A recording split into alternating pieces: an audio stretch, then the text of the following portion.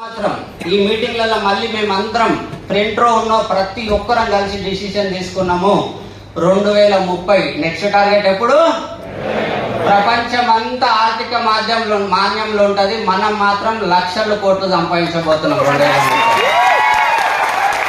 చూద్దాం మీరు, ఎందుకంటే ఏం చేస్తో తెలియదు, కానీ పలుదోమలే స్నానం చేయాలి.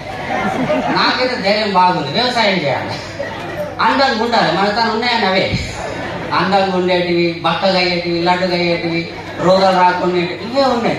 కాబట్టి 2030 టార్గెట్, ఆ 30లో మీరు ఉన్నారో లేదో చెక్ చేసుకోండి. 2030 టార్గెట్ ఏంటి అంటే 5,000 మందికి మేము కార్లు టార్గెట్ పెట్టుకున్నాము. 5,000 మందికి. ఇంకా అసలు ముచ్చట ఉన్నది. దీంట్లో 5 ఎకరాల పొలం, ఆ పొలంలో G+2 ఇల్లు, ఆ ఇంటి ముంగట ఇట్లా నల్లగా నిగనిగలాడే బెంజ్ కారు ఉండాలి.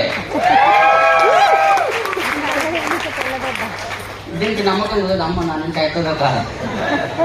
2030 టార్గెట్ తో మా తాన కలిసి నడవడానికి మీరు సిద్ధమా? సిద్ధమా? చిన్న చిన్న అవమానాలు పడడానికి సిద్ధమా? సిస్టమ్ ప్రకారం పనిచేయడానికి సిద్ధమా? 2030లో బెంజ్ కార్ తీసుకోవడానికి సిద్ధమా? చూసుకోండి, అవమానాలు వస్తాయి మరి. రానా ఇక్కడ చేస్తాంటారు, బయట పోగానే దాని చెప్పిండు కదా, ఇలా సాకుల కంటే సూసైడ్ బెస్ట్ అని చెప్పిండా లేదు మర్చిపోయి. అర్థమవుతుందా? మీరు ఇంత చూసుకొని పోగానే బయట కొంతమంది ఉంటారు, ఏ కంపెనీ మీటింగ్ పోయించినాడు, వెస్టీజ్ నీకు ఇప్పుడు తెలుసా? మాకెప్పుడో అందరు అలా ఉన్నారు కదా, అందరు అట్లే అంటారు సార్. ఎవరు చెప్పినా మాకు తెలుసు అంటారు. ఏం చేయాలి సార్? ఎంతమంది ఉంది అట్లా? ఎత్తండి మొమాట వాడకండి. చాలా మంది అప్లై ముంగట మొమాట వాడతాయి.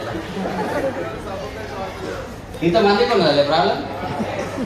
ఇప్పుడు వాళ్ళని అడగండి, నీకు ఎన్ని రోజుల ముందు తెలుసు? 6 నెలల ముందు తెలుసా? ఏడాది ముందు తెలుసా? 2 ఏళ్ల ముందు తెలుసా? 5 ఏళ్ల ముందు తెలుసా?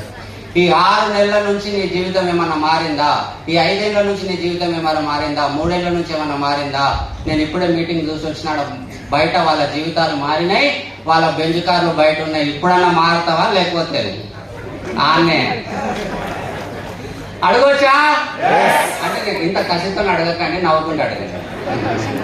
అన్న 6 నెలలు టైం వేస్ట్ చేసుకున్నావు అన్న, ఎట్లా అన్న? అయ్యో వాళ్ళు కార్లు కొట్టు 50,000 ఇన్కమ్ నువ్వు ఇంత తెలివి ఇంకేనే ఉన్నావు అన్న అనొచ్చా?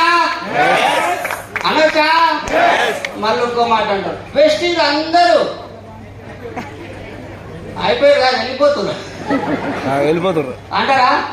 పలానాలు పోయిరంట, పలానాలు పోయిరంట అని అంటుంటారు. ఆ దానికేం చెప్పాలి? ఏం చెప్పాలి? ఇప్పుడు దాస సార్ ఇన్నే ఉన్నాడు, నేను ఇన్నే ఉన్నా, కంపెనీ ఇన్నే ఉంది.